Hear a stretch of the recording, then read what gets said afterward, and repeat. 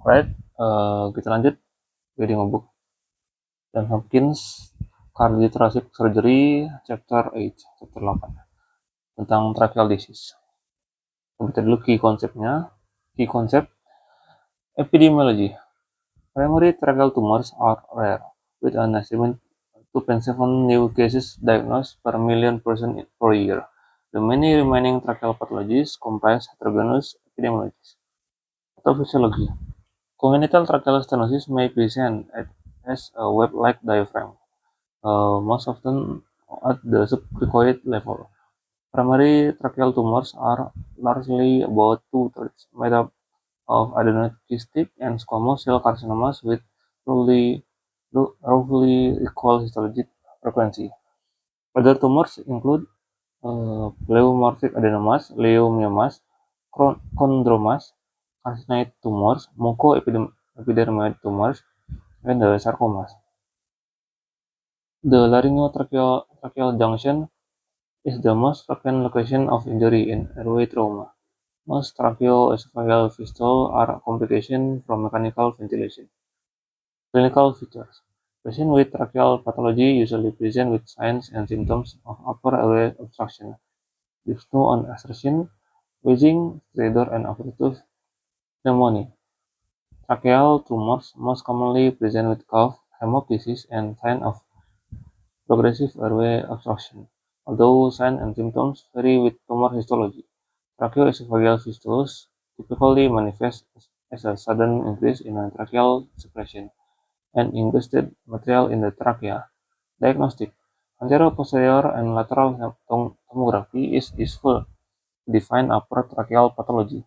Fluoroscopy demonstrates functional focal core asymmetry and other details, like airway collapse with malacia. Computed tomography is helpful in malignant disease to assess extramural extent and lymphadenopathy. The inspiratory or expiratory CT is the easiest, most accurate, and non-invasive method to diagnose tracheomalacia. Flexible and rigid bronchoscopy is critical in the definitive assessment of the trachea. Next. Treatment. Tracheal resection can be performed using cervical or transthoracic approach, depending on the location and the extent of the lesion. Tracheal release maneuvers are primary extent to prevent excessive tension on the anastomosis and to avoid the need for excessive tracheal dissection. Laryngotracheal injuries should be treated with airway establishment, like tracheostomy.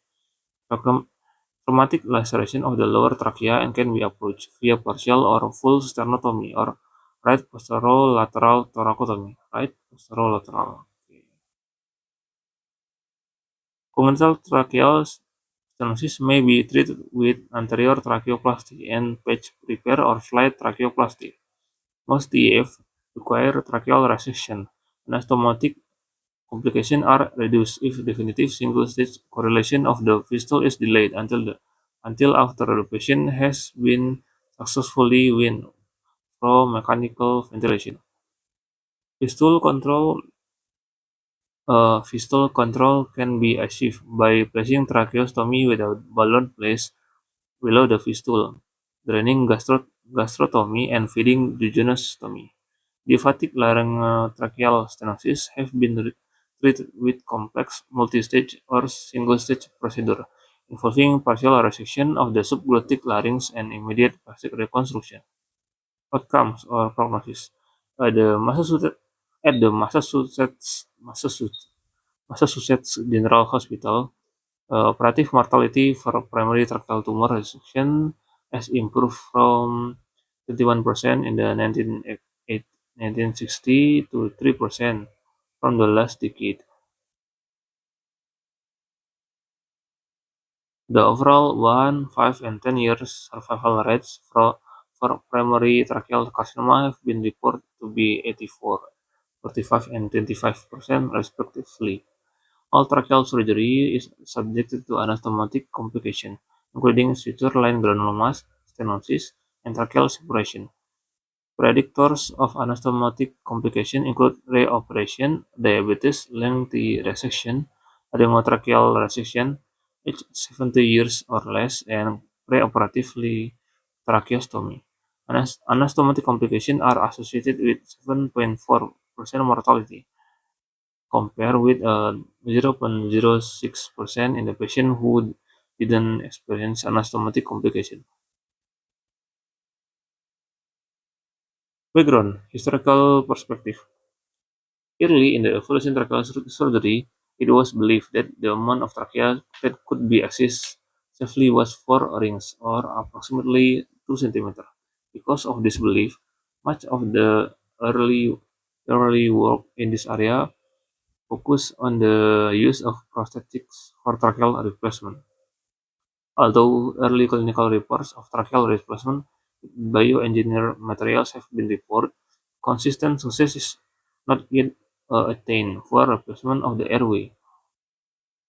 In the parallel, with the effort to find suitable prosthetic device, efforts were underway to determine the possibilities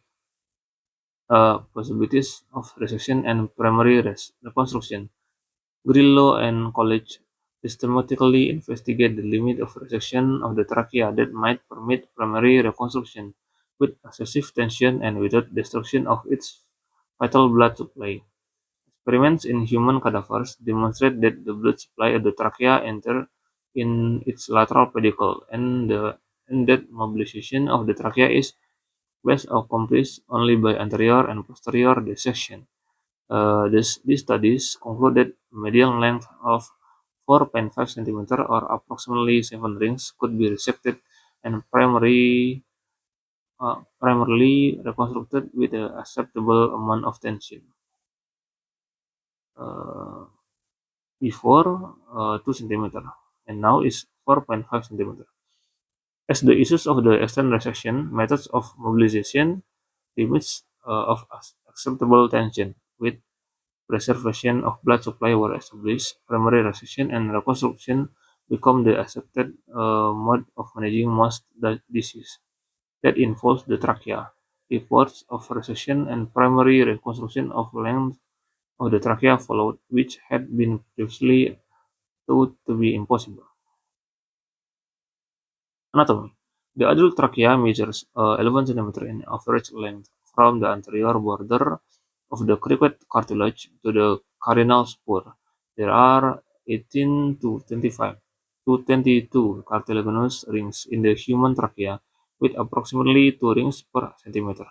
The only complete cartilaginous ring in the normal airway is the cricoid cartilage of the larynx.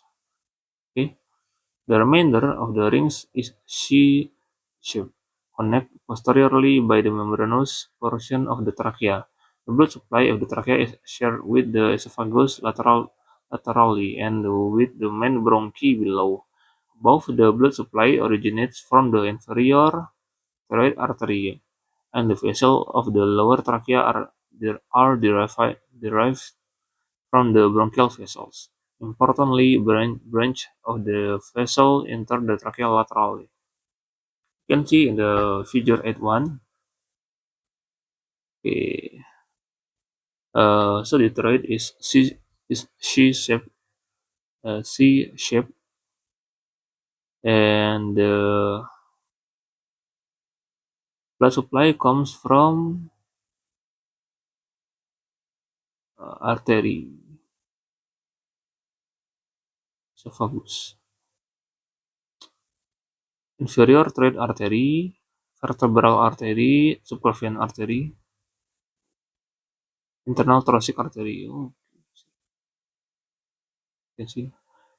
Shared with esophagus laterally and with the main bronchi below. Okay, main bronchi below. Originates from the inferior thyroid artery. Inferior thyroid artery. Okay.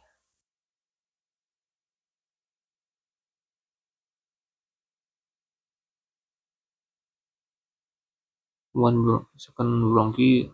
One bronchi. Pathology. Congenital lesion. Congenital tracheal stenosis may present as a web-like diaphragm, most often subcricoid level. More lengthy stenosis may involve the entire trachea, sometimes with a thermal larynx and a main bronchi, or they may involve variable length of the trachea. Funnel leg narrowing is sometimes seen with gradual narrowing to the stenotic segment. Segmental stenosis of the lower trachea may be accompanied by bronchial anomalies, such as origin of all parts of the right upper lobe bronchus from the trachea just above the stenotic segment. Most often, the cartilaginous rings are circular in the area of stenosis. Other developmental anomalies may occur in a patient with congenital tracheal stenosis. You can see in figure 8.2, congenital tracheal stenosis type 1, left, generalized hypoplasia of the trachea.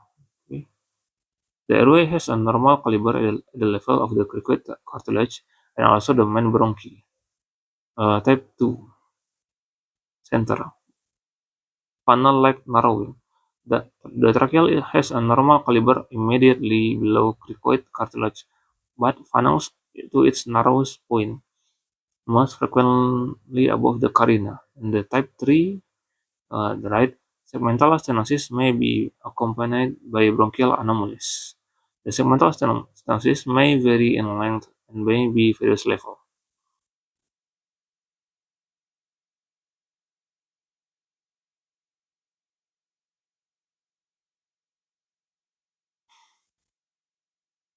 Next, trauma. External trauma. The trachea, carina, and main bronchi may be damaged by either blunt or penetrating trauma. Blunt cervical injury may result in an injury to the airway at any level from the hyoid bone to the carina. Subcutaneous emphysema may be detected in the neck. If the injury involves the more distal trachea, pneumomediastinum may be seen. Pneumothorax may result from tracheal injury within the chest cavity. Patient may present with varying severities of dyspnea from airway obstruction caused by this injury or from tracheal transection. Patient with an initial satisfactory airway may rapidly decompensate while under observation or as intubation or examination of the airway is attempted. If the airway is partially separated, a flexible bronchoscope with an endotracheal tube threaded over it is the best way to assess it. If difficulty is encountered, emergency tracheostomy should be quickly performed before the airway is lost. Completely transect trachea may be retracted into the mediastinum but is easily located by finger palpation and grasped by clamps and delivered into the field. Blunt intrathoracic tracheal injury is a result of a high-impact trauma, and as a result, it is usually associated with concomitant chest wall, pulmonary, and great vessel injury. Uh, Injuries to the carina and the main and lower bronchi may occur from cross injury to the chest. These tend to occur more frequently than tracheal injuries. Inhalation injuries.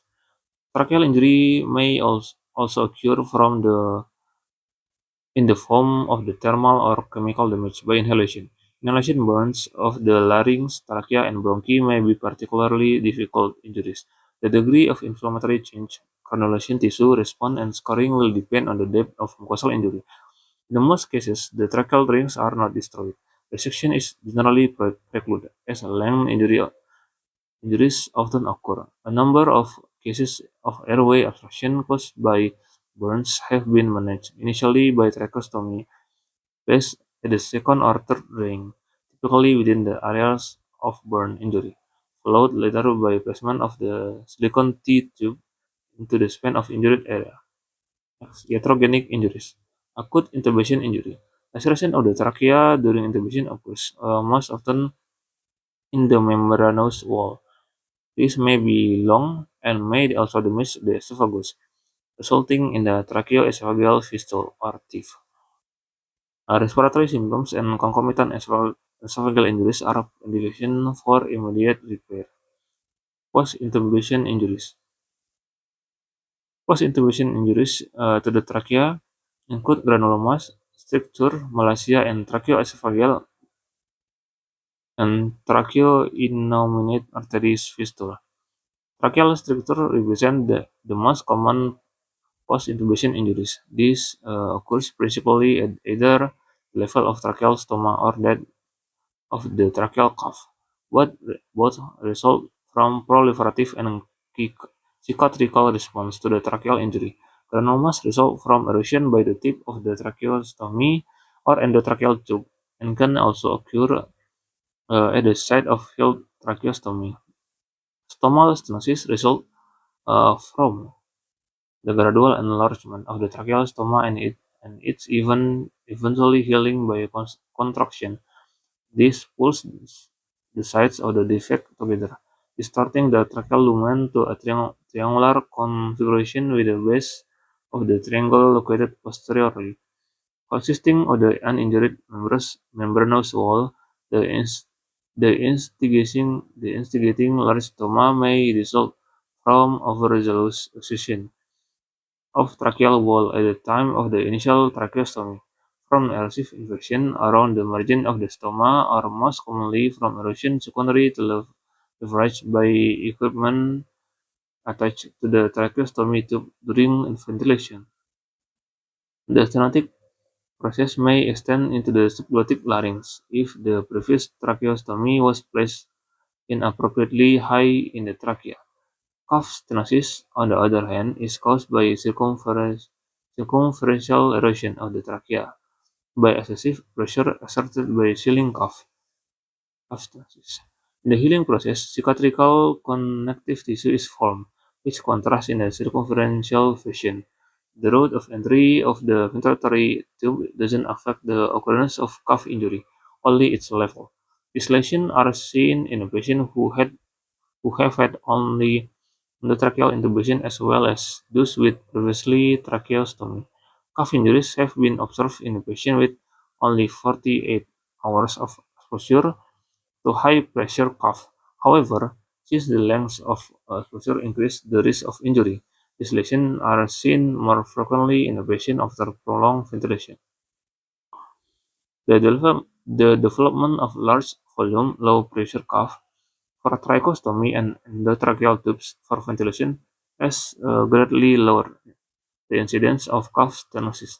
However, since the compliance curve of the plastic from which these cuffs are made is unsatisfactory when the cuff is inflated beyond its normal field volume, pressures rise rapidly with additional filling. Therefore, overinflation of this cuff converts them to high-pressure cuff. This fact leads to continued incidence of cuff stenosis. Malacia of the trachea rather than stenosis may also occur at the level of cuff injury. The mucosa generally reveals squamous metaplasia in contrast to the scar tissue uh, seen in the stenotic lesion. It is not clear why some patients develop malacia lesion rather than stenosis. Areas of malacia can also be seen between the level of tracheal stoma and cuff stenosis. We can see in figure 8.3 diaphragma of principal post-intubation tracheal lesion. A. Cuff stenosis from the cuff of endotracheal tube. Cuff stenosis. And the B. Cuff stenosis from the cuff of tracheostomy tube, usually lower in the trachea and then from endotracheal tube. Stomal stenosis also occur at the site of the tracheostomy itself. Malacia may occur either at the level of the cuff or in the segment between the stoma and cuff stenosis. The C. Cuff stenosis at the site of high tracheostomy stoma, which has eroded into the lower margin of crypted cartilage. In older patients, this may erode back further into the subglottic larynx, producing laryngotracheal stenosis. Crypted stoma ya. Next, the tracheoesophageal fistula or TIF, produced by pressure of the cuff against the membranous wall, often abet by inwelling from nasogastric tube. And the E. One type of tracheoinnominate fistula or TIF, the result of high-pressure cuff erosion. The more common type but also rare, is seen with a low-placed tracheostomy stoma, which rests against the innominate artery itself. Not shown here are the lesions that occur in the larynx as a result of endotracheal tubes. Tracheoinnominate fistule. Tracheostomy fistule. Okay. Malacia of tracheal rather than stenosis may also occur at the level of cuff injury. The mucosa generally reveals squamous metaplasia in contrast to the scar tissue seen in stenotic lesion. It is not clear why some patients develop malacic lesion rather than stenosis. Areas of malacia can also be seen between the level of tracheal stoma and a cuff stenosis. TEF, tracheoesophageal fistule, occur most often in the patient who have an infected cuff tube in the trachea for a long period of time, concomitant with a nasogastric tube in the esophagus. This may present this may represent a large fistule that can extend from one cartilaginous margins to the other. In the most cuff fistule, there is a circumferential injury to the trachea at the level of the fistule. Smaller fistules are occasionally seen, which may be related to the tip of the tube pointing against the membranous wall. This version must be considered in a surgical repair. Anterior injuries of the trachea may lead to the development of tracheoinnominate artery fistula. These are most often due to direct erosion of the inner elbow of the tracheostomy tube in an inferiorly placed stoma. Okay. Placement of the tracheostoma at the conventional level of the second or third tracheal ring prevent this fistule. Radiation therapy can produce late stenosis of the larynx and trachea because the intrinsic damage to this tissue. Surgical repair is hazardous. Tracheal stenosis due to irradiation may be treated with T-tube placement or carefully consider reconstruction with omental transfer to augment healing in the select patient. Next, diaphatic laryngotracheal stenosis. Okay. A minority of patients present with stenosis of the airway at the various levels without history of trauma, infection, inhalation injury, or airway intubation. This diagnosis is one of exclusion and is characterized by inflammatory cicatricial stenosis at the level of subglottic larynx, cricoid, and upper trachea. An overwhelming majority of these patients are female and typically present with signs and symptoms of upper airway obstruction. This process is confined intrinsically to the wall of the airway and the immediately surrounding connective tissue. Histology shown extensive fibrosis, acute and chronic inflammation, and dilation of mucous gland with relatively normal cartilage. All patients should be screened for connective tissue disorder and Wegener granulomatosis by serum ANA and ANCA. Wegener granulomatosis. Let's see.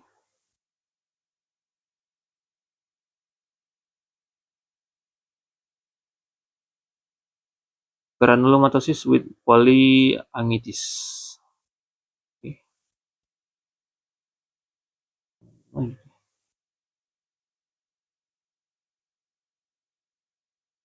Chronic autoimmune disease characterized by inflammation of small and medium-sized blood vessels or vasculitis. Okay. GPA. Next.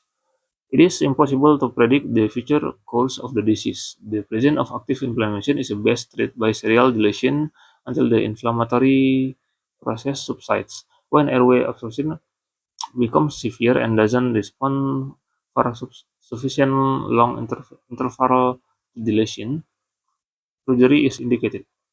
Patients are best treated with a definitive single-stage laryngeal-tracheal resection and primary reconstruction. The goal of reconstruction is removal of all the scarred tissue and reconstruct with healthy tissue. Next, tracheobronchomalacia. Acquired tracheomalacia may result from post-intubation injury. However, in a patient with chronic obstructive pulmonary disease, malacia may develop in the lower trachea, main bronchi, and sometimes the more distal bronchi in the absence of prior intubation. When the patient attempts to expire or to cough, the membranous wall approximates to the anterior. soften cartilaginous wall, causing nearly total obstruction. Consequently, the posterior membranous wall elongates and becomes redundant. It is possible to ameliorate the deformity by pulling the ends of the cartilage towards the another posteriorly, restoring a more circular shape to the airway. So, the acquired tracheomalacia result from post-intubation. In patient with COPD, malacia develop in lower trachea, many bronchi, distal bronchi. In the absence, even without the intubation.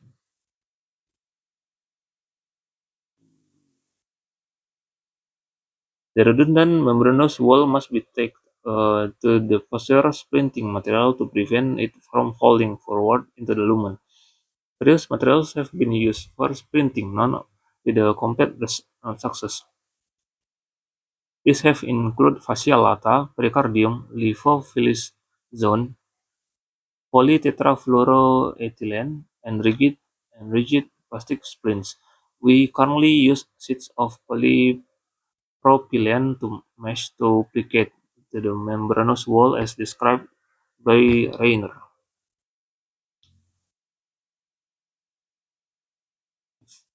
Tracheal tumors. Primary tracheal tumors are rare. It is estimated that tracheal tumors occurs about 2.7 new cases per million per year. The rarity of this tumor and their often insidious presentation frequently lead to delay in diagnosis and inappropriate treatment until definitive diagnosis is made. Tumor classification. About two-thirds primal tracheal tumors are of two histologic types, squamous cell carcinoma and adenoid cystic carcinoma (SCC) and ACC, formerly known as cylindroma. Uh, these these two types occur with equal frequency. The remaining third of the tumors are widely distributed in a heterogeneous group, both malignant and benign. A variety of secondary tumors involve the trachea. This includes carcinoma of the larynx, thyroid, lung, and esophagus. Rarely, tumors may metastasis to the submucosa of the tracheal or to the mediastinum with secondary invasion of the trachea. Thus, carcinoma of the breast and mediastinal lymphoma may invade the trachea. SCC or squamous cell carcinoma may be either exophytic or ulcerative. It may also be multiple or extend over a considerable length of trachea. The tumor metastasis to the regional lymph nodes and in its more aggressive and late forms invade mediastinal structure. In general, its progress appears to be relatively rapid in comparison with and of ACC, adenoid cell carcinoma. A number of these patients have returned with a second SCC of the lung or oropharynx. SCC occurs predominantly in men, usually cigarette smokers. SCC often has an indolent course, frequently eluding diagnosis for years. Tumor recurrence may occur years after surgical resection. SCC may extend over long distance submucosally in the airway and also perinaturally. It spreads to the regional lymph nodes, although less frequently than SCC. Although it may invade the throat or muscular coats of the esophagus by contiguity, SCC frequently displays mediastinal structure before actually invading them. Metastases to the lungs are not common. This may grow very slowly over a period of years and remain asymptomatic until they become quite large. Metastases to the bone and the other organ can also occur. In contrast to the tracheal SCC, men and women are equally affected, and there is no clear association with tobacco smoke exposure. The group of tumors other than SCC and ACC, although representing only about one quarter of the population, is composed of a multitude of tumor types and varying degrees of malignancy, including both epithelial and mesenchymal neoplasma. These lists include pleomorphic adenomas, leiomyomas, chondromas, carcinoid tumors, mucoepidermoid tumors, and sarcomas. Secondary tumors involving the tracheal should be briefly noted. Broad, both papillary and follicular carcinoma of the thyroid and mixed variety of the two may invade the trachea primarily, usually at the level of isthmus. Invasion of the trachea by thyroid carcinoma is the best managed by resection with airway reconstruction. Localized extension of the tumor may also require partial esophageal resection or radical resection, including laryngectomy with mediastinal tracheostomy. More commonly, invasion is seen after thyroidectomy for carcinoma in the cases where surgeons were aware that they were shaving off the tumor from the trachea. In such cases, concurrently, in early resection of the involved trachea should be considered.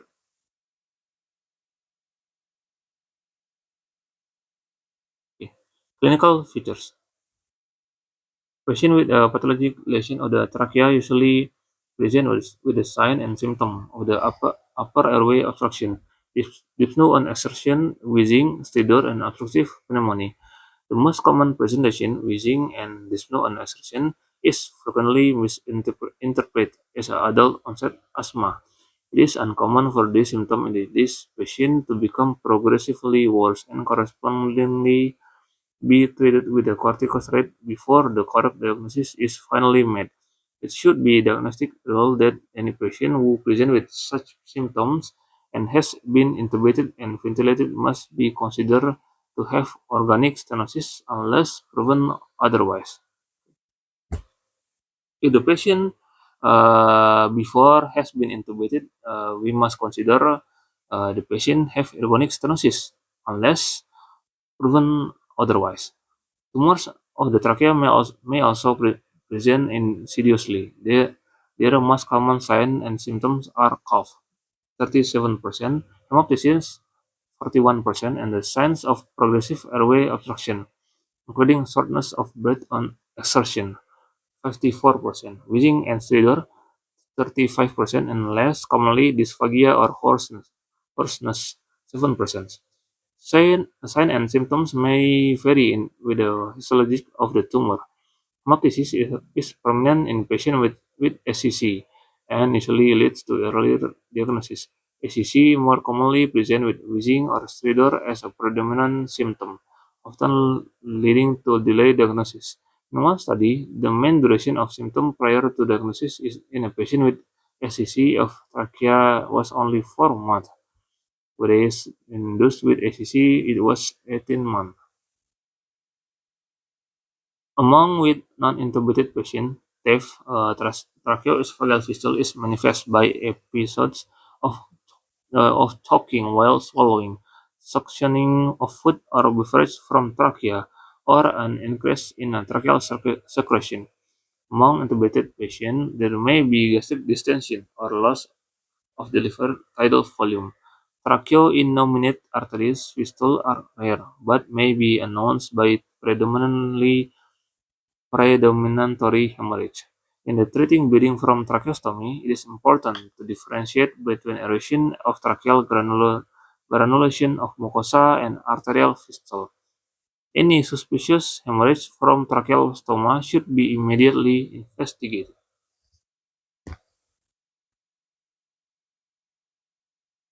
Diagnostic modalities. Radiographic assessment. Definitive diagnosis of the airway problem is often delayed because of an apparently normal chest radiograph. Uh, closer inspection will closer inspection will often reveal abnormality of the tracheal air column. Lesion can frequently be seen in over-penetrated views or tomograms of the larynx and trachea. The location of the lesion is linear extent, extratracheal involvement, and the amount of airway uninvolved can be determined. Lateral neck views using soft tissue technique with the patient swallowing and the neck hyperextend to bring the trachea up above the clavicles are useful to define pathology of the upper trachea. Fluoroscopy not only demonstrates functional asymmetry of the vocal cords, if present, may also give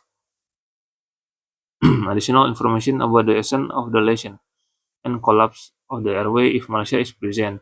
In some cases, polytomography AP and lateral views give additional detail, particularly of medicinal involvement. Computed tomography offers a little over standard radiologic technique for a benign disease, but is especially helpful in malignant disease to assess extramural extent and large lymph nodes. A combination of inspiratory and expiratory image from a CT is currently the easiest and the most accurate non-invasive method of diagnosing tracheomalacia. The exact role of magnetic resonance imaging (MRI) is yet to be defined. Sagittal and coronal views, however, have more helpful in certain cases and may provide more accurate detail than standard radiographic technique. Next, bronchoscopy. Certainly, certainly, the role both flexible and rigid bronchoscopy is in the diagnosis of tracheal pathology cannot be overstated. Biopsy specimens of both benign and malignant lesions of the trachea are made with this technique. In a planning cervical resection,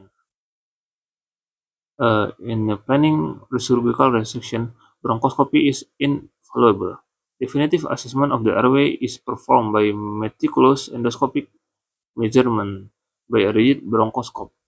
Measurement of the carina, bottom of the lesion, top of the lesion, and level of vocal cords will determine the extent of the disease process and likelihood of the reconstruction. At the time of bronchoscopy, it is important to assess the adequacy of the larynx and degree of inflammation of the mucus. Airway management and endoscopy. Crucial to management of all problems of the trachea is the ability to control the airway. Tracheal trauma, tumors, and post-intubation stenosis may present with acute airway obstruction, though tracheal intubation may be impossible and even dangerous, especially in patients with high tracheal lesion. Simple maneuvers to elevate the head of the patient, administration of cool mist, oxygen, and careful sedation may allow control of the airway to be accomplished in a semi-elective manner. Control is the best accomplished in the operating room, where an assortment of rigid bronchoscopes, dilators, and biopsy forceps, and instruments to perform emergency tracheostomy are available. Anesthesia is in elective tracheal operation is the best accomplished by inhalation technique by to allow spontaneous ventilation. Muscle relaxing agents shouldn't be used to avoid the lethal combination of airway obstruction and the apneic patient. Initial evaluation should be performed with a rigid bronchoscope, carefully inserted through the vocal cords, stopping just proximal to the level of obstruction.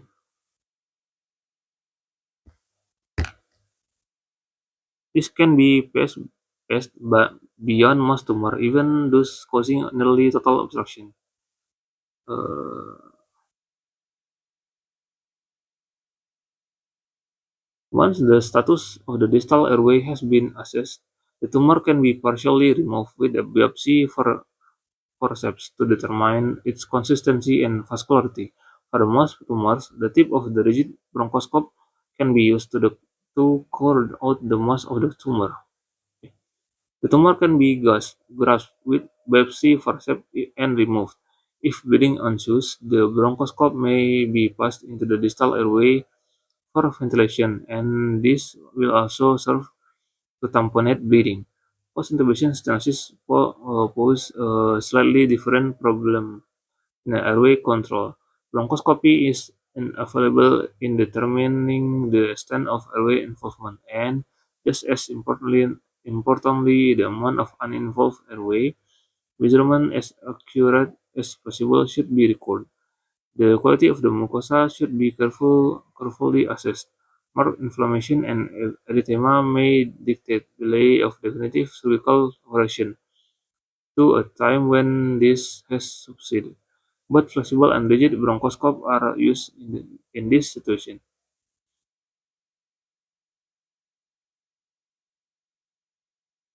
Caution must be taken with flexible bronchoscopy in the assessment of critical airway stenosis. The flexible bronchoscope may precipitate airway obstruction in the patient with critical stenosis by increasing secretion or causing bleeding or edema. If the physician performing the endoscopy is unprepared to dilate the patient emergently, lethal airway obstruction may occur. Whenever the severe airway stenosis is encountered, it is best not to manipulate the stenosis with the flexible bronchoscope. Okay. Proper evaluation should be performed in the operating room with the facilities available to delete the stenosis if necessary. In non-emergent cases, endoscopy is best performed as part of the planned surgical procedure. As a general rule, the rigid bronchoscope is much more valuable in assessing airway pathology. Attempting to pass a large rigid bronchoscope beyond a tough inflammatory structure may be impossible, may result in tracheal rupture, or may cause total airway obstruction secondary to bleeding or edema. Jackson dilators pass through the rigid bronchoscope under direct vision, and an assortment of graduated rigid bronchoscope can be used to serially dilate post-intubation and idiopathic structure. By gradually dilating this tight rigid structure, risk of perforation and bleeding is minimized. Plasmic epinephrine and steroid are often used for 24 to 48 hours to minimize subsequent reactive edema. It is important to understand that dilation or endoscopic removal of malignant or inflammatory structure is often only temporizing measure. In the case of inflammatory structure, stenosis usually develop within days to weeks. The use of this technique in an emergent situation allows more thorough evaluation of the patient and enables surgery to be performed electively.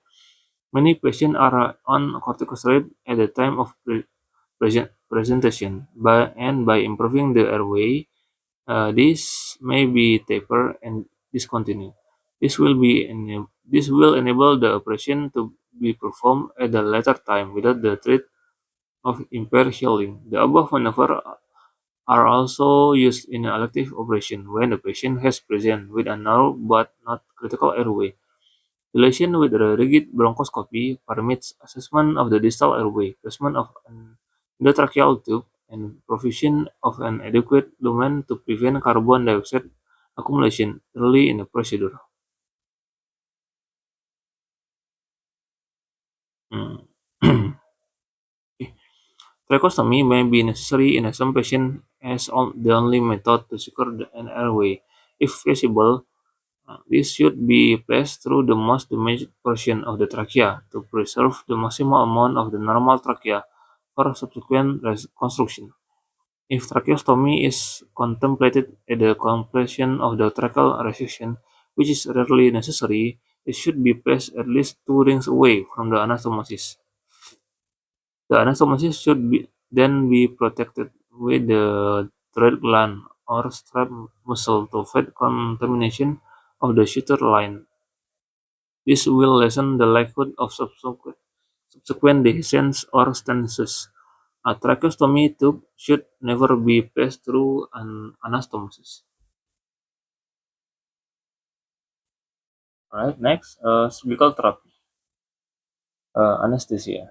Anesthesia for tracheal reconstruction, especially where there is high degree of airway obstruction distally, is best administered by inhalation agents. A slow patient induction may be necessary if there is high degree of airway obstruction. This is preferable and safer than paralysis of respiration with consequent urgent need to establish an airway. The surgeon should be available with an array of rigid bronchoscope with pediatric to adult size as the induction commences. The residual airway through which the patient is breathing may measure as little as 2 or 3 mm in diameter. In most cases, Tumors are not circumferential. After bronchoscopy, small endotracheal tube can often be insinuated past highly obstructive tumor. In other cases, the tube is left above the tumor. This contrasts with the circumferential stenosis seen in some inflammatory lesion.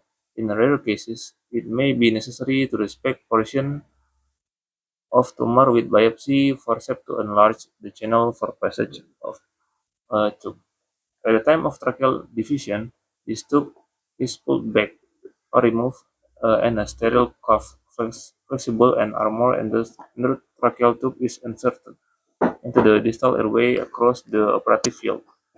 Sterile connecting tubing is passed to the anesthesiologist to allow ventilation of the patient. This armored tube is removed whenever necessary for suction or placement of suture.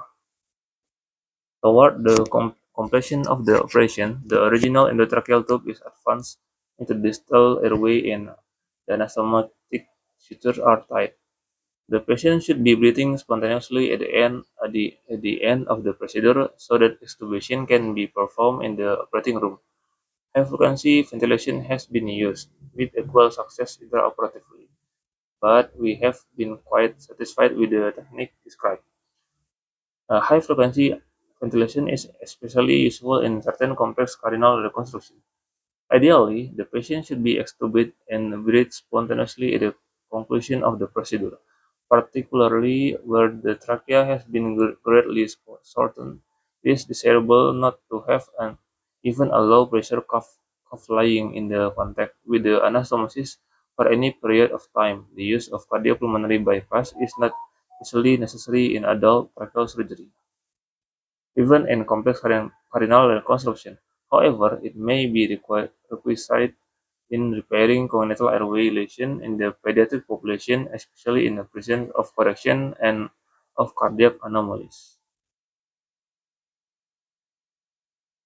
Next, maneuvers to minimize tension. Most tracheal operation can be performed without complex tracheal release maneuvers. The location of the lesion is an important factor in determining which procedure will be of benefit. Certain maneuvers are more effective for achieving additional length in performing surgery for disease in the cervical trachea, whereas others are more effective for intrathoracic trachea.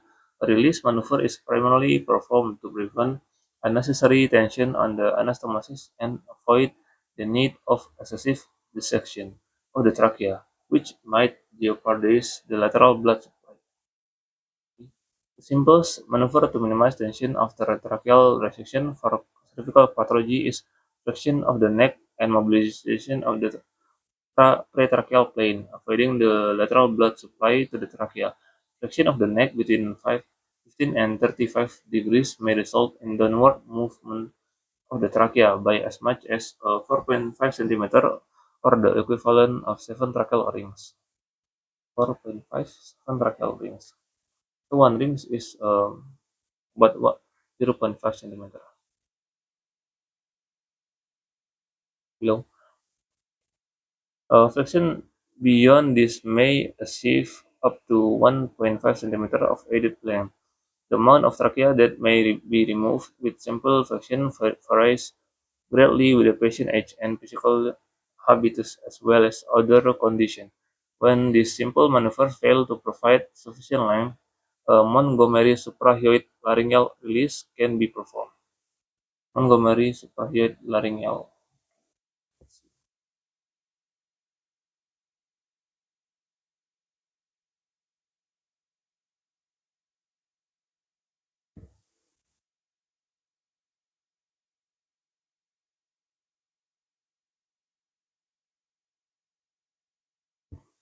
Montgomery.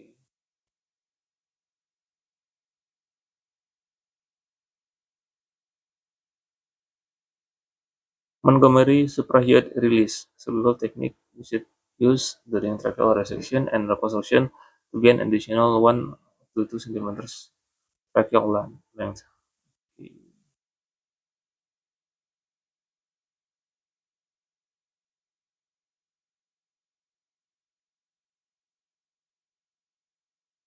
Hmm.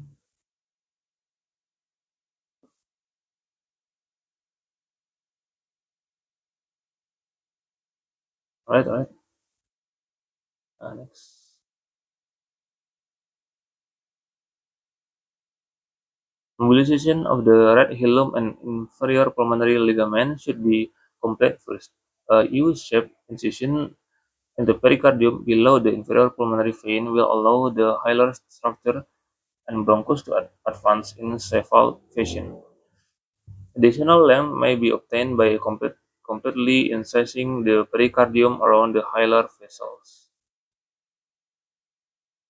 Next, tracheal resection. Cervical approach. The cervical or upper cervicomediastinal approach is used for limited tumors of the upper trachea and for almost all benign structure of the trachea at any level. The patient is usually anesthetized by inhalation of the N rigid bronchoscope space. A structure less than 6 mm in diameter is dilated under direct fusion with a rigid pediatric bronchoscope. The structure is greater than 6 mm in diameter, and endotracheal tube may be placed just above the lesion. If the lesion is subglottic, the structure must be dilated, and a small endotracheal tube passes through it. An endotracheal tube may be slipped past most of tumor through the core center of the rare circumferential tumor. If jet ventilation is employed, a tube small as 14 franc suffice. The trachea is explored through a collar incision, which may circumcise an existing tracheal stoma. The anterior surface of the trachea is exposed from the cricoid cartilage to the carina. The thyroid isthmus is then dissected from the trachea and retracted laterally with sutures.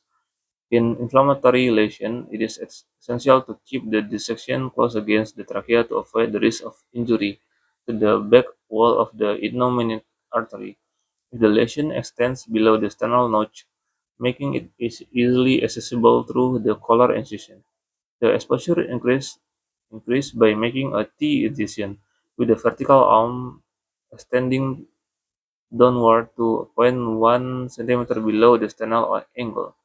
The sternum is divided to that point only and is separated with a small chest breather.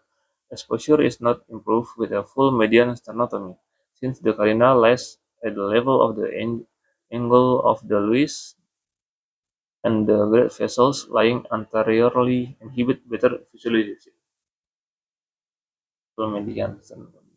In cases of inflammatory stenosis, meticulous dissection is performed along the lateral aspect of the only involved trachea.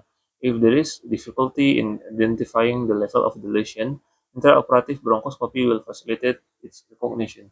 The position of the bronchoscope light is identified at the upper and then the lower extent of the lesion, while an assistant puts a 25 needle through the tracheal wall for precise localization. Dissection close the tracheal wall or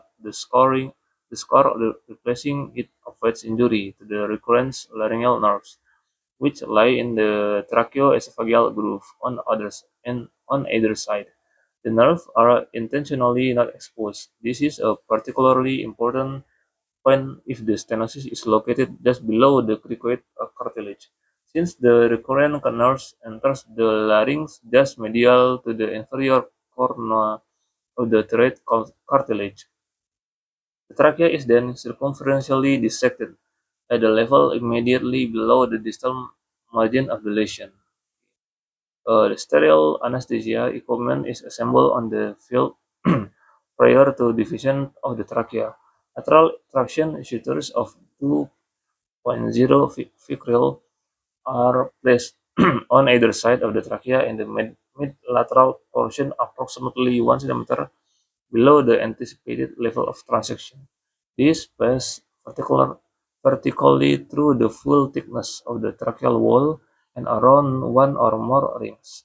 The trachea is open anteriorly just distal is distal to the lesion, staying close to the lesion if it is benign.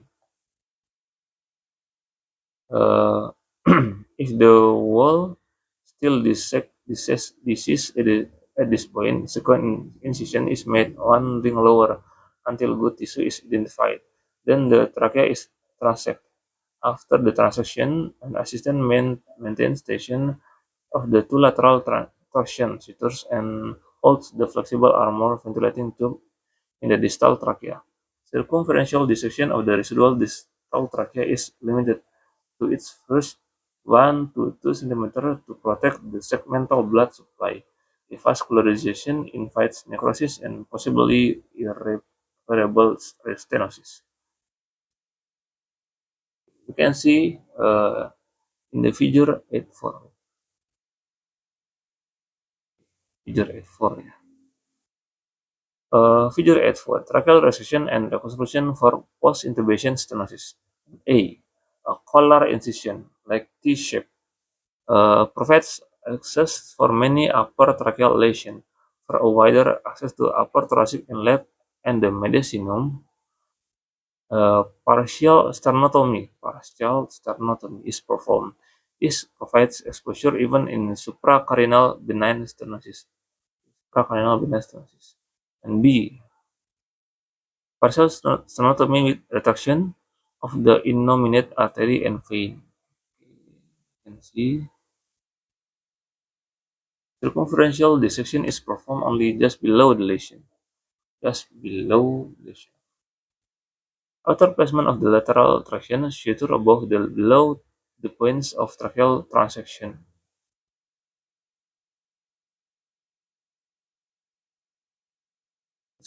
The specimen has been divided from the trachea. Upward traction on the specimen permits safe dissection of the esophagus and lateral tissues away from the specimen without injury to the esophagus or recurrent stenosis. Above and below the lesion. In the case of tumor of the upper trachea, since there is no peritracheal inflammation, the recurrent laryngeal nerves are usually identified and followed above the level chosen for the tracheal transection. This permits excision of the paratracheal lymph nodes immediately adjacent to the tumor-bearing segment. To determine the appropriate level of tracheal transection, the trachea is initially opened through a tumor-free area at the level of the tumor. Lateral traction sutures are placed proximally 1 centimeter above the proposed proximal level of transection.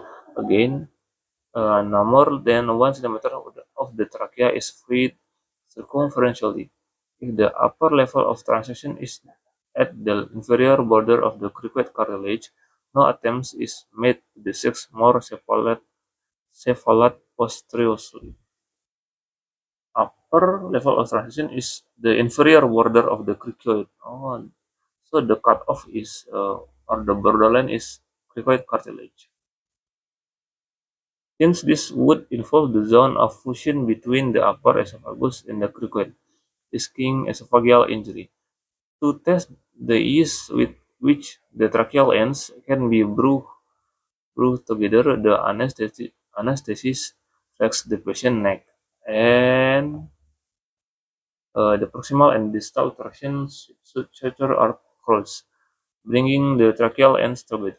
Importantly, the length of trachea that may be safely removed must be determined prior to division. Whether the resection is feasible is usually based on radiologic and bronchoscopic measurement made prior to skin incision and rarely on surgical exploration. You can see in figure 8.5, tracheal anastomosis. So suture is placed individually in A, beginning in the midline posteriorly and ranging entirely on either side. So the midline posterior first, and then either side. And the B after the suture have been placed either on either side of the level of mid-lateral traction sutures, the anterior sutures are placed. The anterior sutures are the least. and last. Frequently, the traction sutures are tied in either side, not shown, to remove tension for anastomotic sutures.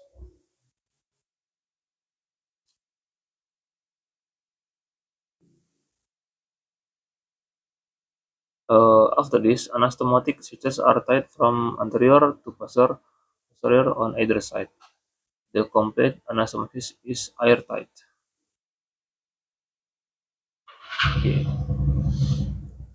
Once it has been demonstrated that the anastomosis can be performed without excessive tension, the neck is again hyperextended. The first anastomotic suture we prefer 4.40 weighted fibril is placed in the posterior midline with the knots outside,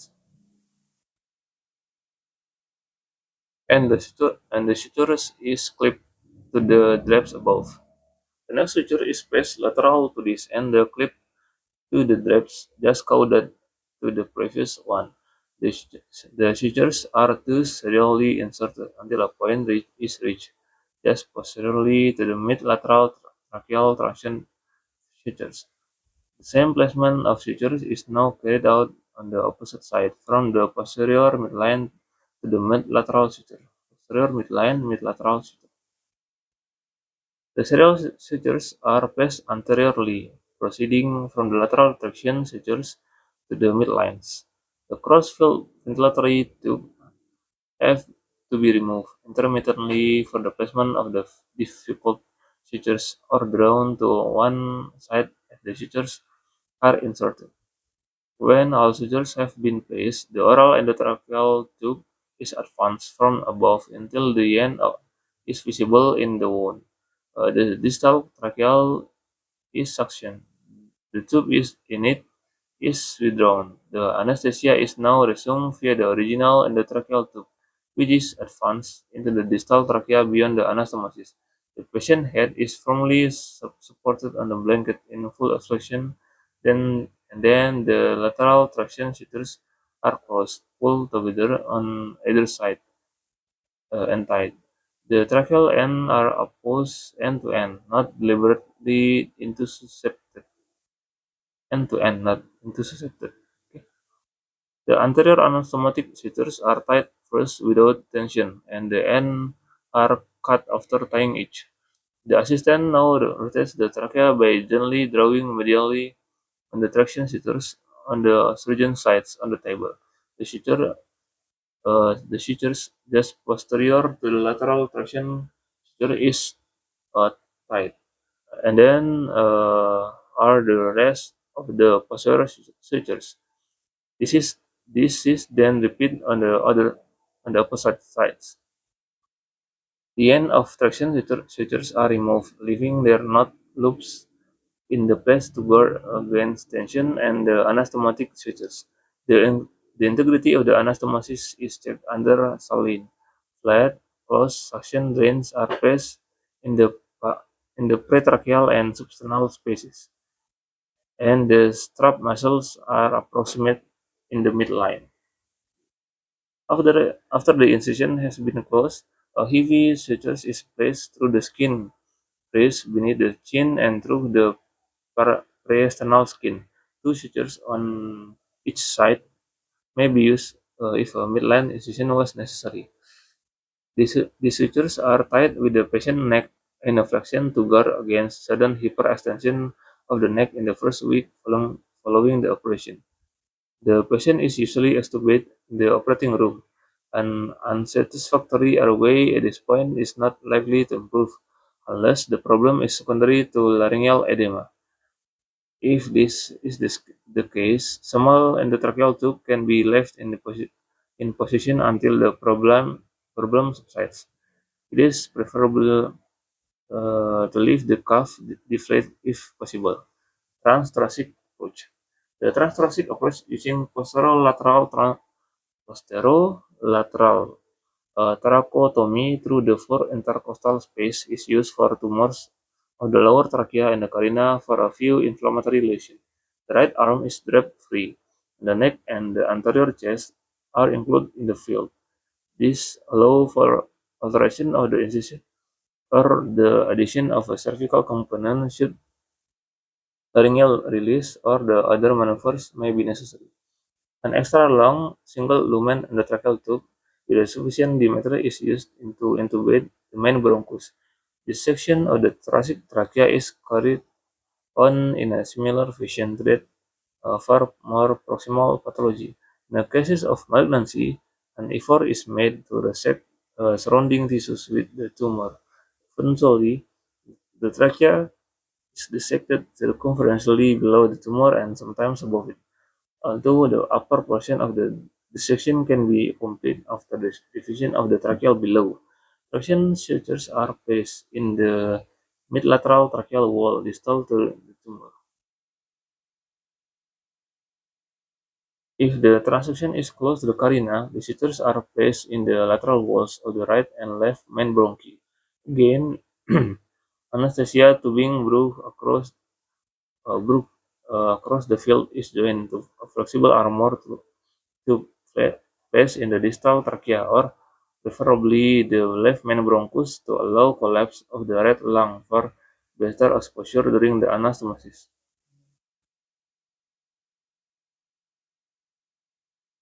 Flexion of the neck, even with the patient in the lateral tracheotomy position, delivers proximal trachea into the thorax. Dissection anterior to the trachea and both main bronchi will provide additionally mobility. These are important maneuvers in obtaining tension-free anastomosis.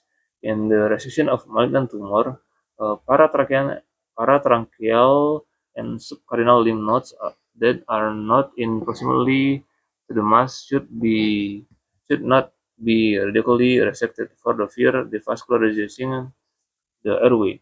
The technique of anastomosis is similar to that used in the upper trachea. Next. Laryngotracheal trauma. The laryngotracheal junction is the most frequent location of injury in airway trauma. Laryngotracheal. The most important initial aspect of the treating the laryngotracheal injury is the establishment and maintenance of an airway. The wound is debrided, and those familiar with the technique of tracheal repair may directly anastomose the trachea. If the surgeon lacks experience or if the other life-threatening injuries demand, it is preferably to anchor the distal trachea to the base of the neck and place a tracheostomy tube in the distal spirit in. In this case, the distal tracheostomy should not be done, as it will only further injure the tracheal tissue and provide no advantage over a tube placed in the already divided end. Secondary repair can be performed at a later date. If tracheal repair is performed, it will be necessary in the most cases to place a small protective tracheostomy approximately 2 cm below the anastomosis. This serves to compensate for severely impaired glottic function due to concurrent injuries to the recurrent laryngeal nerve. The traumatic laceration of the lower trachea can often be repaired through an anterior approach. This can be achieved either through a partial sternotomy or, if addressing cardiac injuries, through a full sternotomy, with additional exposure obtained using anterior and posterior pericardiotomy. Between superior vena cava and aorta, between the superior vena cava and aorta.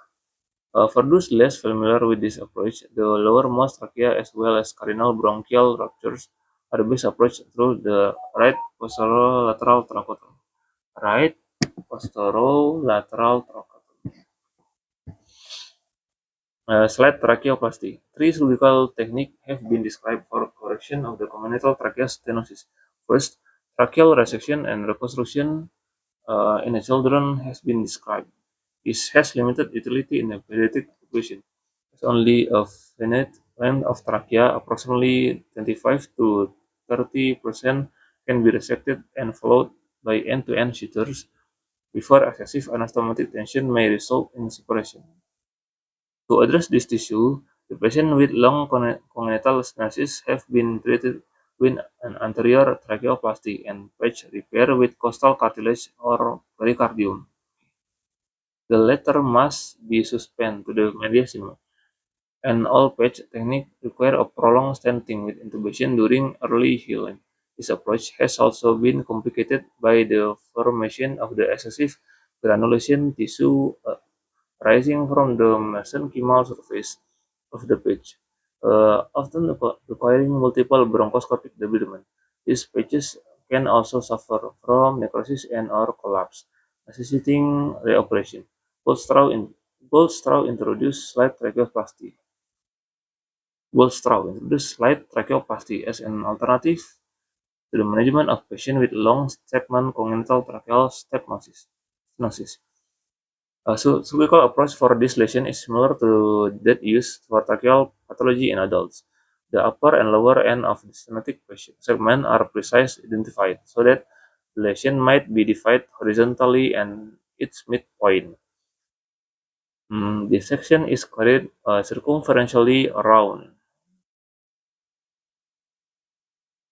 the midpoint of the stenotic segment only. It is helpful to place traction sutures of a 3-0 ficrel in the mid-lateral point of the tracheobronchial junction on either side or in the proximal right and left main bronchi. Following transection of the trachea, intubation and ventilation are carried out across the operative field. You can see in figure 8.6. Okay, this is complex. Technique of slide tracheoplasty. A. The extent of stenosis is precisely identified. Stenotic segment is divided transversely in its midpoint after circumferential dissection at that locus only. The upper stenotic segment is incised vertically posteriorly, vertical and posteriorly. The lower segment is incised anteriorly for the full length of stenosis. Okay.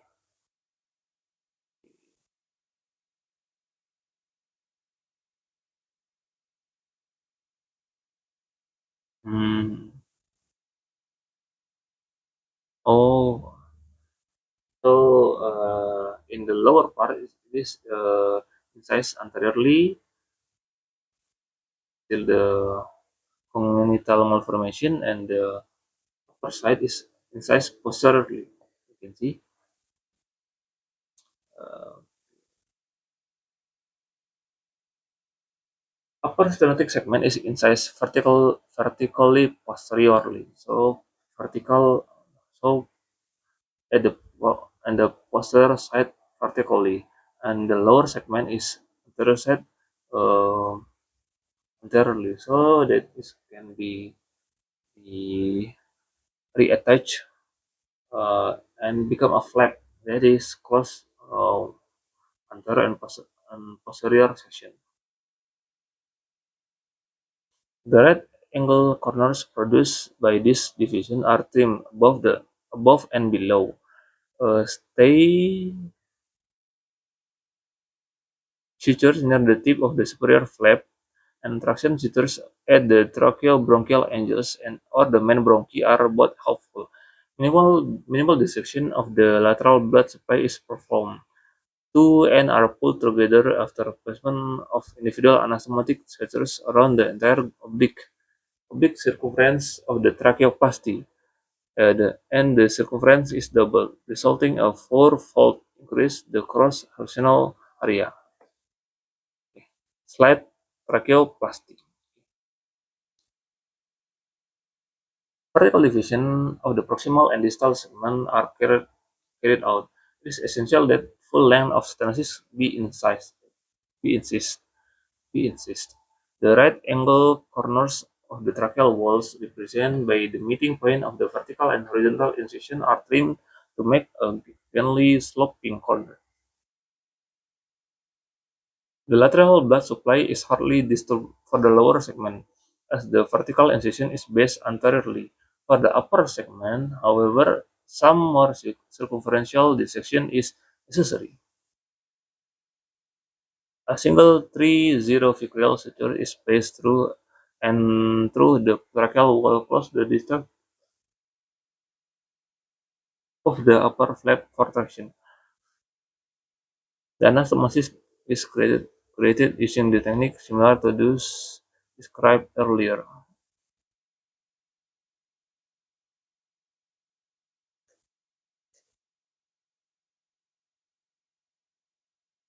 Next, tracheoesophageal fistula. We have proposed a conservative approach to the management of acquired non-malignant tracheoesophageal fistula. As stated previously, the majority of these result from complication of mechanical ventilation, and most are actually diagnosed while patients are being mechanically ventilated. The important fact dictates our approach to this problem. It is known from our experience with tracheal radioconstructive for post-intubation tracheal stenosis that post-operative mechanical ventilation is associated with a higher incidence of anastomotic complication. Most TEFs require tracheal resection because circumferentially injury to the trachea or size of that fistula. We have therefore adopted an approach that delays definitive correction of the fistula until patients have been successfully weaned from mechanical ventilation. The devastating pulmonary complications from TEFs can be minimized by a few simple maneuvers. A new tracheostomy tube should be placed so that balloon is below the fistula, so as to minimize swelling of tracheobronchial tree. A draining gastrostomy tube should be placed to minimize gastroesophageal reflux, and feeding duodenostomy tube should be placed for the nutritional supplementation. This measure should uh, obviate the need for esophageal diversion and ligation of the esophageal junction. Esophageal diversion should be reserved for continued swellage of the tracheobronchial tree, despite the previously mentioned measures or for supracardinal fistula that cannot be controlled otherwise. Once the patient is weaned from mechanical ventilation, a single stage repair can undertaken without the risk of post-operative ventilation. The, the principles of tracheal surgery must be closely followed since many of these cases are pre-operations or associated with more than the usual amount of inflammation. The most important initial decision is to determine whether the fistula can be simply resected and closely or whether the tracheal resection and reconstruction will be required. Most steps are approached through a low collar incision, often including tracheostomy stoma. If present, a right lateral thoracotomy through the fourth interspace is preferable for visual at or just above the carina, or in the case of reoperation, the previous procedure was performed through the chest. A small theft that doesn't require tracheal resection cause unique technical problems. Care must be taken to avoid injury to the recurrent laryngeal nerves, as local inflammation may make their identification difficult.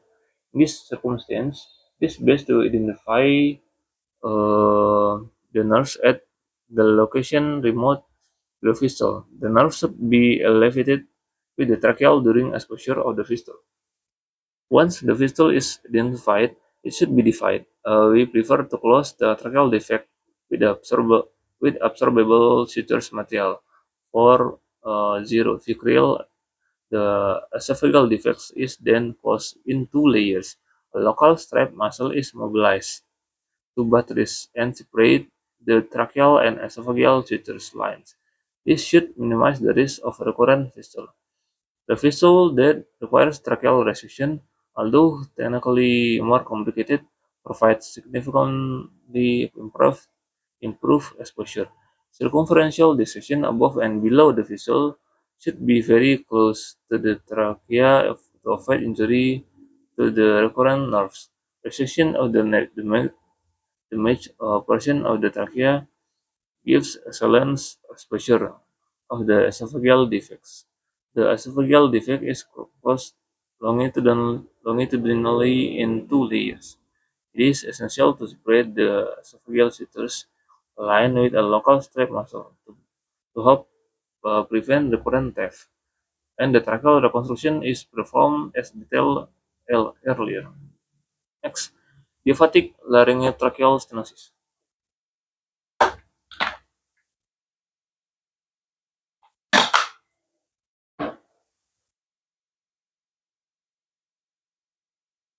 Inflammatory stenosis of the upper trachea, which also involves the subglottic larynx, cannot be treated by a simple circumferential resection, since this would destroy the function of the recurrent laryngeal nerve.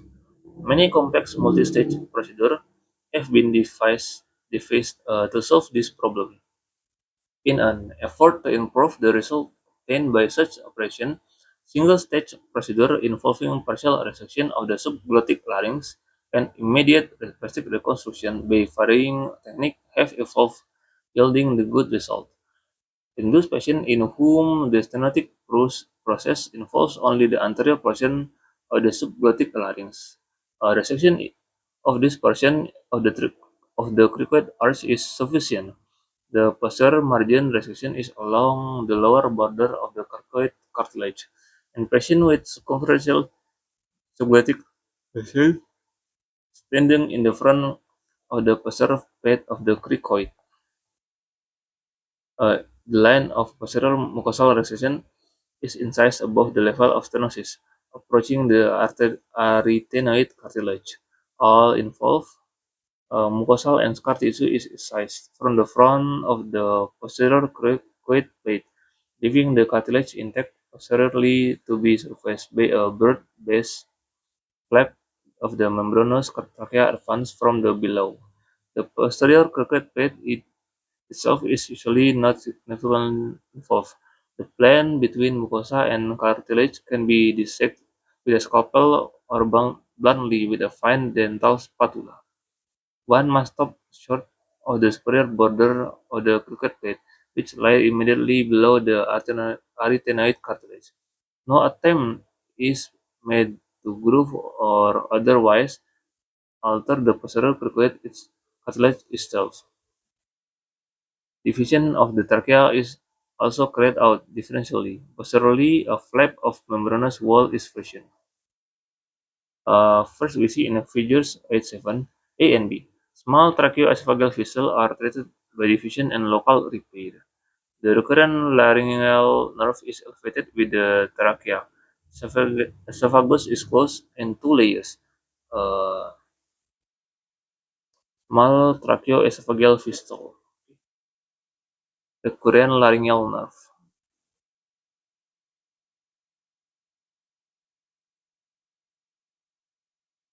A strap muscle is used to cover esophageal suture line and separate it from the tracheal suture line. Okay, small muscle. Okay. When the anastomosis is made, the posterior mucosal sutures pass only through the full thickness of the mucosa and submucosa of the posterior wall of the larynx, and then through the full thickness of the membranous wall of the trachea. We can see in the figure 8, circumferential dissection above and below the vessel is near to the trachea to avoid the injury of recurrent nerves. Division of damaged trachea gives excellent exposure to the esophageal defect. We can see in the A, the vessel or the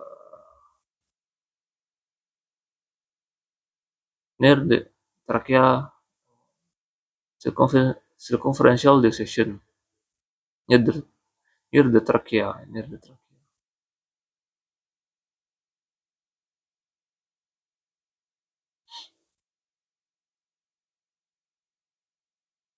And B, the esophageal defect is closed in two layers.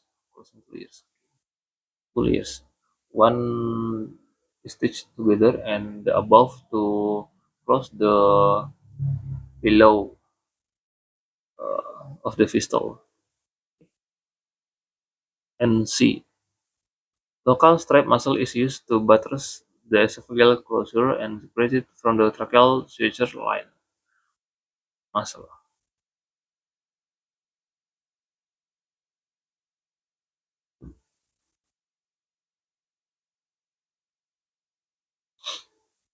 In the complete tracheal anastomosis with strap muscle posterior to it separating it from esophageal suture line. Okay. You can see in figure 8.9 operative repair of anterolateral stenosis of the subglottic larynx and the upper trachea. Subglottic larynx, upper trachea. And A. Anteroposterior view. Anteroposterior view. Okay. B. Lateral view. So this the lesion ya. The smallest diameter one. Okay. The figures demonstrate the extent of stenosis and ultimate length of the transection. The stenosis extends into the subglottic larynx well above the border of the cricoid anteriorly. There is, however, no involvement of the posterior mucosal wall of the subglottic larynx or of the upper trachea. The proximal line of transection is centered in the midline to divide the larynx from the trachea posteriorly at the lower border of the posterior cricoid lamina or cricoid plate. Proximal line transition. Proximal line transition center in the midline to the divide.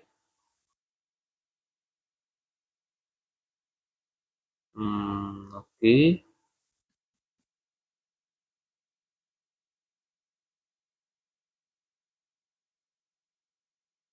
To divide larynx from the trachea posteriorly.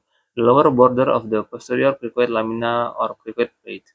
Inferiorly, the most proximal tracheal ring or residual trachea is cut backwards to the posterior ends.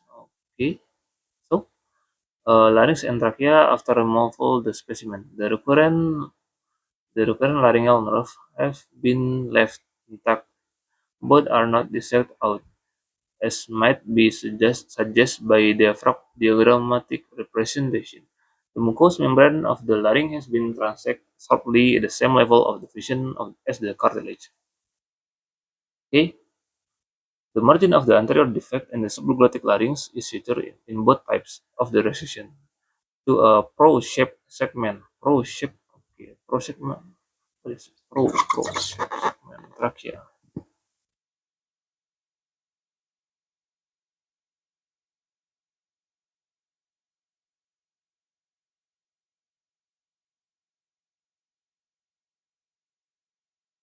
Pro-shaped segment.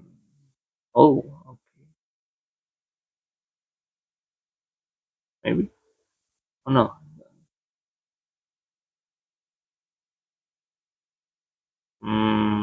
Something like that.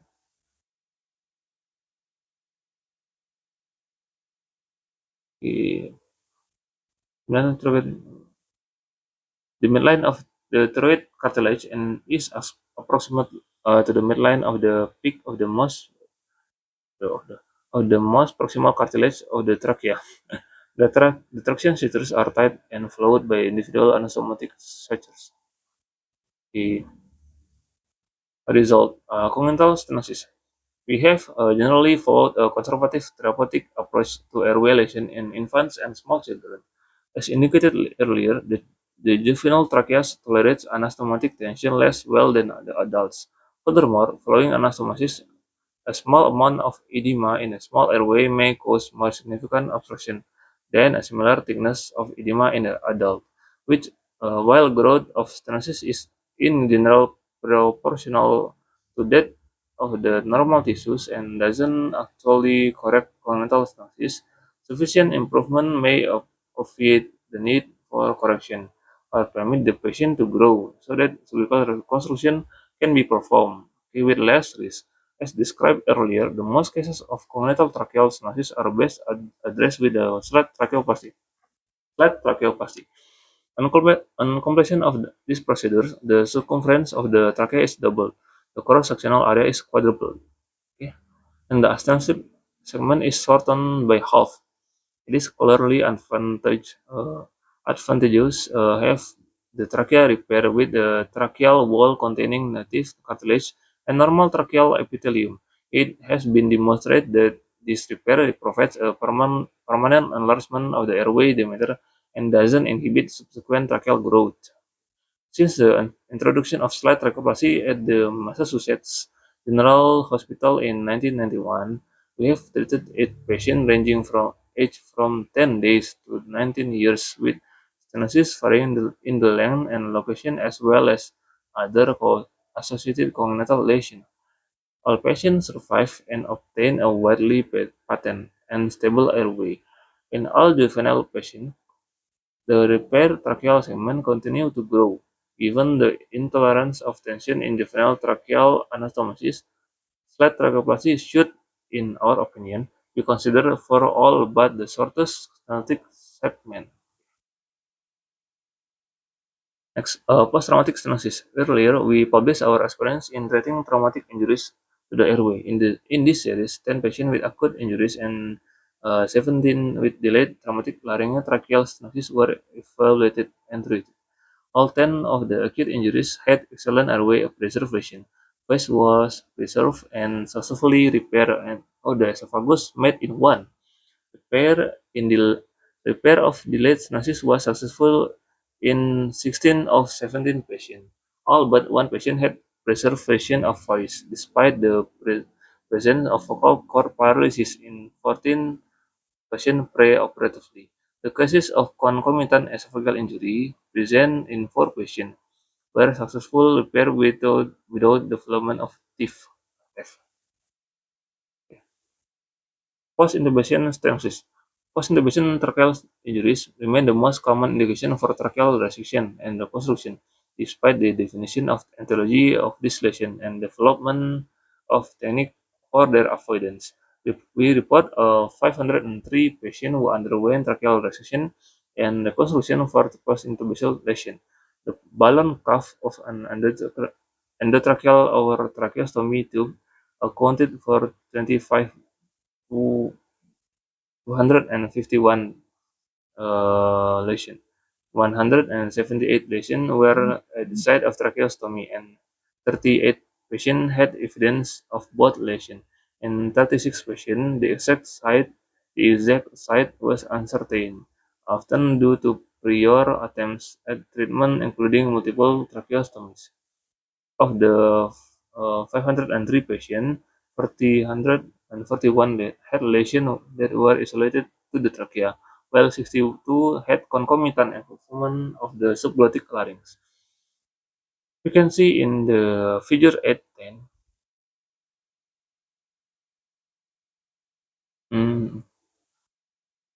Recession and the construction of the circumferential stenosis of the subglottic larynx and the upper trachea. Subglottic larynx and the upper trachea. Okay. So just below the true vocal cord is insist, and then below the stenosis segment is insist, and then anastomos together. External line of cartilaginous division of both larynx and tracheal is the same for anterolateral stenosis. Interior views of the larynx and tracheal demonstrate modification necessary when the stenosis involves the mucosa and submucosa just in front of the posterior crooked plate. The superior dot line indicates the mucosa with it scarring will be cut back to within a short distance, if necessary, of the arytenoid cartilage. Inferiorly, the posterior membranous wall has been retained as a broad-based flap. Resected specimen leaving a bare area of intraluminal portion of the lower part of the cricoid posterior lamina. The flap of membranous wall of the trachea will be fit into the defect provide prompt and complete mucosal coverage. The mucosa of the larynx has been anastomosed, and the mucosa of the membranous wall of the trachea external wall of trachea. External to the lumen connective tissue of the membranous wall has been fixed with four sutures to the inferior margin of the cricoid cartilage, ensuring that the flap will stay firmly applied to the surface. Okay. Many patients had undergone prior attempts at the surgical treatment before referral. This include resection, tracheal operations such as wedge resection, splinting or fissure, and laryngeal procedures such as stenting or grafting or fissure. 60 patients had T-tube space at least 45 had a lesser treatment. 8 patients had prior repairs of teeth, 3 of which had failed. The initial procedure was carried out through a cervical incision in a 350 patients. In 145 patients, a partial upper sternal division through the sternal angle was used, with 2 more patients requiring the addition of right anterior thoracotomy to this approach. 6 patients underwent repair via high posterolateral thoracotomy. The amount of trachea resected ranged from 1 to 7.5 cm and was commonly between 2 and 4 cm. Okay. Of the 503 initial operation, 334 involved a trachea to trachea anastomosis, and 117 patients had reconstruction involving partial resection of the cricoid cartilage with laryngeotracheal anastomosis. In the total of 503 patients, 9.7% underwent laryngeal release. However, only 8% of the 450 patients who had not undergone a tracheal resection and reconstruction previously were deemed to need laryngeal release to reduce anastomotic tension, in comparison with 24.5% of the 53 who had prior resection and reconstruction. Many in former group represent or earlier experience in tracheal surgery. Only one patient required intrapericardial hilar release. The results have been classified as good, satisfactory, failure, and death. The result is described as good if the patient is functionally able to perform visual activities and post-operatively Röntgenogram, Röntgenogram, and bronchoscopic examination show an anatomically good airway. Patients are placed in the satisfactory category if they can perform normal activities but are stressed on exercise. In the absence of symptoms, this can also apply to those with abnormalities involving the vocal cords or those with significant airway narrowing evident on either endoscopic or röntgenologic examination. Failure indicates the need of permanent tracheostomy or T-tube. The average length of follow-up was 3 years. The results were categorized as good in 440 patients and satisfactory in 31 patients, and there were 20 failures and 12 deaths. Failures was treated with tracheostomy, tube, or dilation.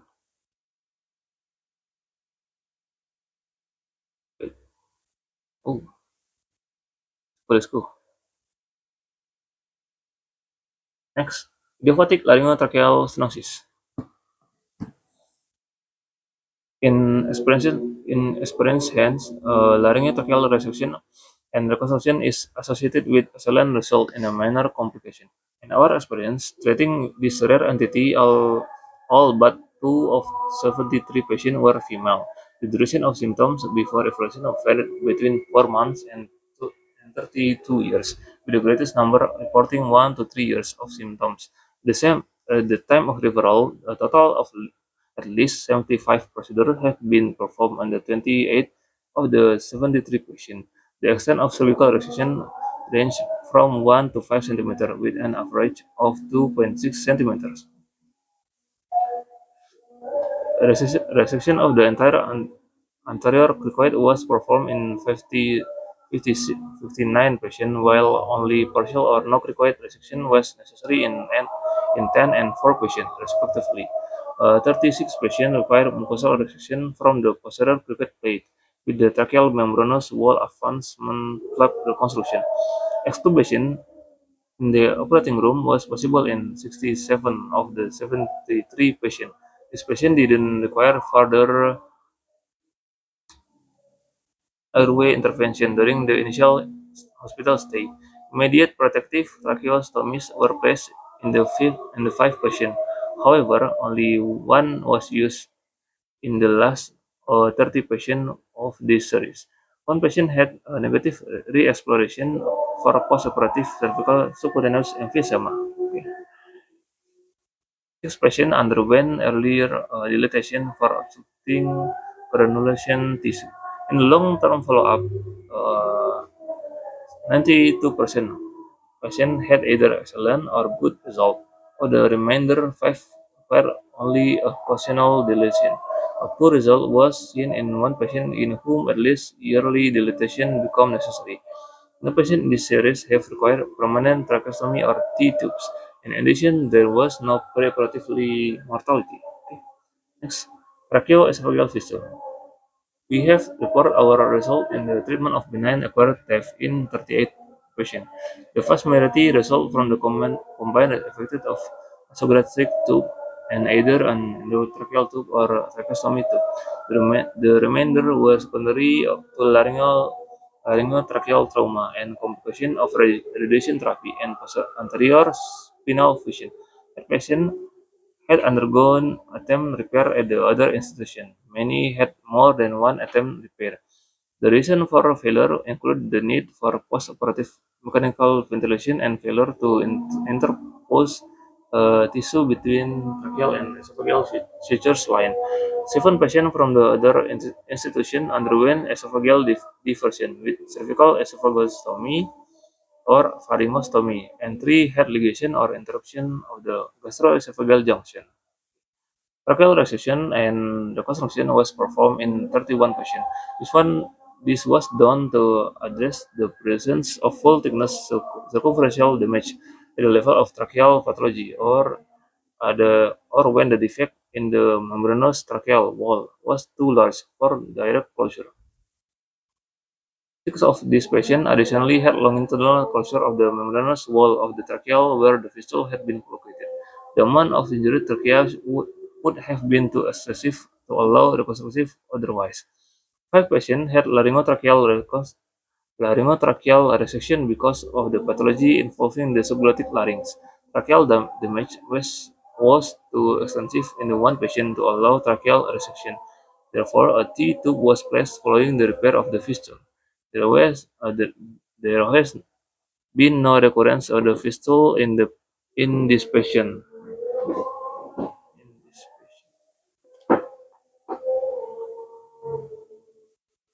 And good airway is maintained in this patient. 33 patients had direct closure of the esophageal fistula by using two-layer closure as described. Some narrowing of the esophageal lumen is inevitable in this situation, but is well tolerated by most patients. Because of prior cervical esophagostomy, 5 patients underwent end-to-end esophageal anastomosis. 34 patients had interposition of a local strap muscle between esophageal and tracheal sutures line. Local strap muscle. Cervico-medicinal exenteration with creation of the medicinal tracheostomy and substernal colon bypass was required for a test following laryngectomy and irradiation. 4 patients died following the repair of TEFs, 10.5%. 3 of these died following the attempt transthoracic repair of the very distal TEF. All had extensive medicinal sepsis at the time of repair and required mechanical ventilation after surgery. The fourth death occurred in a young man who underwent extensive tracheal resection with laryngeal release. Tracheal suppression occurred on the 6th post-operative day, and the patient couldn't resuscitate. Hmm, Tracheal aspiration. The patient developed small glands teeth requiring re-operation, but had previous cervical esophagostomies and require end-to-end anastomosis. These recurrent fistulas were small and were successfully managed by short tracheal resection and closure of the esophageal defect. Tracheal stenosis developed at the level of the retained stoma in one patient and was corrected by a second tracheal resection. Of the 34 surviving patients, 33 were able to take alignment orally. 5 patients require esophageal dilatation for narrowing at the level of the repair of the esophageal fistula. None still require dilatation. The one patient who doesn't take alignment orally is also one of the two patients requiring a tracheal appliance to provide an airway. Another patient required a T-tube because of the extent of injury to her airway. Single-stage repair of the TEF gives excellent result, with a low incidence of recurrent fistula. These results continue to support the approach outlined for management of acquired non-malignant TEFs. Next, primary tracheal tumors. Geyser summarized 40 years cumulative experience at Massachusetts General Hospital of treating primary ACCs and SCCs of the trachea. During this time, 2,070 patients were evaluated with histologic distribution equally distributed between adenoid cystic carcinoma and squamous cystic carcinoma. The section was performed in a 191% patient with an operative mortality of 7.3%. Importantly, both rates of resection and mortality have improved with each decade. As our experience has grown, operative mortality has decreased from 21% at the 1960 to 3% in this last decade. Resection was not performed in 79%. 34 induced with ACC, adenoid cystic carcinoma, and 45% with SCC. Contraindicating resection have included tumor length and locoregional extent. In the vast majority of cases, with distant metastasis only rarely present. The, the determination of unresectability was made during the operation exploration in 17 of the 20 208 patients. ACC tend to be longer lesions and were also associated with more significant locoregional extension. This explains the more frequent observation of ACC recession with a positive microscopic tracheal and radial margins as compared with ACC. The overall survival for all patients with primary tracheal carcinoma was 84% at 1 year, 45% at 5 years, and 35% at 10 years. Mean survival was 38 months in resected SCC, 8.8 months in resectable SCC, and 69 months in resected SCC, and 21 months in unresectable SCCs. Notably, survival after incomplete resection of SCC was still 14.5% at 15 years. Multivariate analysis identified SCC and complete resection to be associated with 5 years survival and SCCs complete resection and age to be associated with 10 years survival. Tumor length, lymph node status, and the type of resection didn't influence the long-term survival.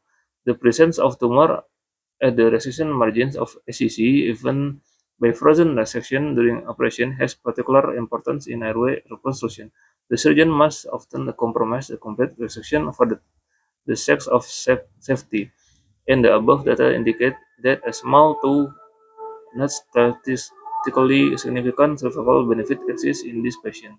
Uh, all all these patients now receive post-operative irradiation.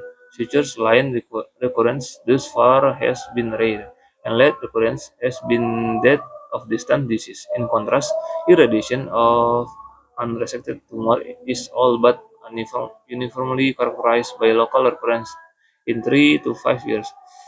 Despite a good response early, we separated analyzed clinical and pathologic characteristic of resected squamous cell tumors to determine the prognostic factor. All 5 patients with tumor extension into the thyroid glands died of disease within 3 years. Lymphatic invasion and poorly differentiated tumors were associated with worse prognosis, while keratinization, necrosis, and tumor thickness were not. The analysis of this 40 years experience with surgical management of primary tumors of the trachea appears to confirm that extent conclusion based on previously reported experience.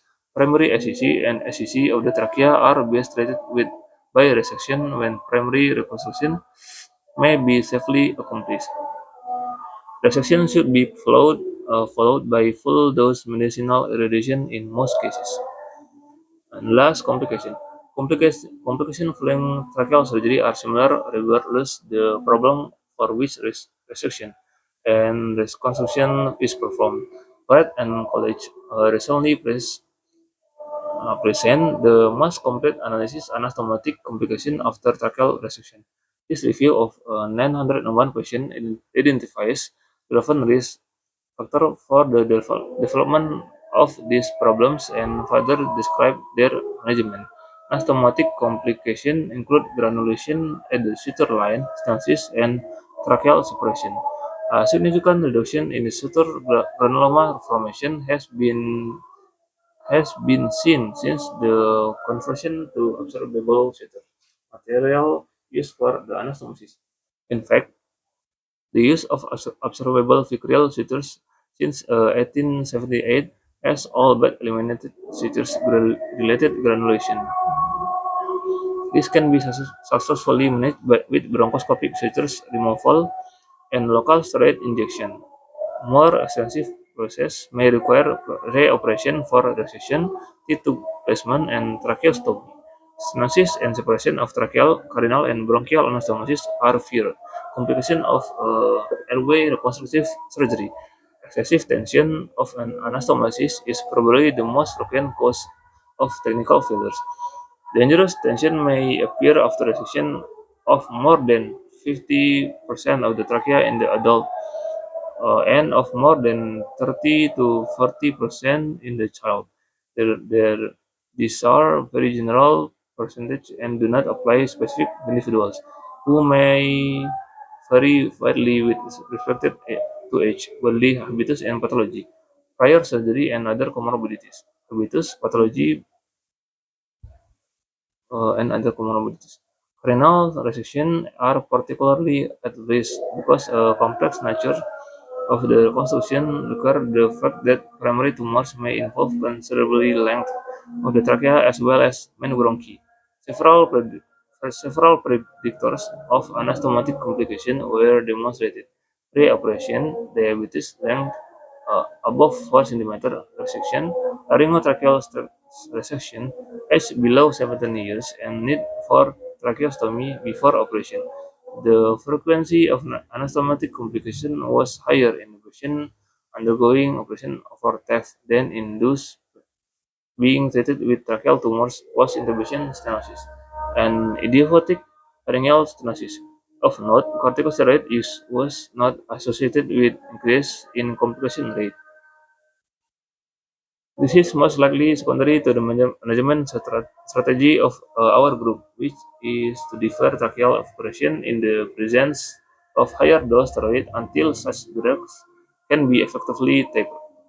Overall, 81 patients experienced anastomotic complication on this series. 37 patients had separation of the suture line. Another 37 patients developed anastomotic stenosis, and 7 had airway obstruction from granulation tissue formation.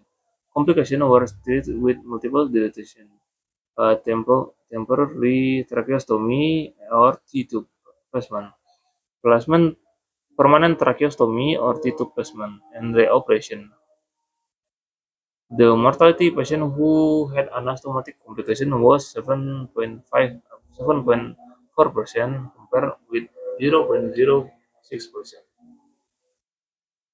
induced without anastomotic complication. In this series, no patient has died due to their anastomotic complication since 1988. This success is attributed to the routine use of postoperative bronchoscopy and the earlier recognition and subsequent definitive management of anastomotic complications. With attention to detail, even complication can be successfully managed. Successful management not only saves a life, but also preserves the airway and voice.